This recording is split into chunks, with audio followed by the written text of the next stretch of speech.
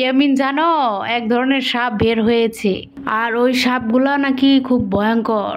আরে ধুর, চুপ থাকো তো। তুমি দেখছো কখনো? আরে না, আমি দেখি নাই, বাট শুনছি। এদের নাম নাকি রাসেলস ভাইপার। ঢাকার আশেপাশে নাকি আছে সাপগুলা। এই সাপগুলা অনেক ভয়ঙ্কর। এদের কামড়ে নাকি মানুষও মারা যায়।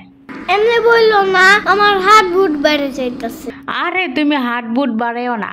ভয় লাগলে কি করতে হয় সেটা বলো। ভয়টা তো জানি না, তবে রাসেল ভাইপার দেখলে 5 ফুট দূরে থাকতে হয়। তবে এই সাপ যদি কামড় দেয় 2-3 ঘন্টার মধ্যেই হসপিটালে নিতে হবে। পানির নিচে ডলফিনটা তো জঙ্গলের মতন, হেডাটা জঙ্গলের মতন। আমি রাসেলস ভাইপার সাপ। কি যোগ্যতা আছে তোমার? কি? আমি এত ভয়ঙ্কর একটা সাপ, আর সাপ হইতে কি যোগ্যতা লাগে নাকি? ঘুমাইতে যাও তো এখন। কি ঘুম? কিসের ঘুম? আমি ঘুমাই না, আমি মানুষদের আক্রমণ করি।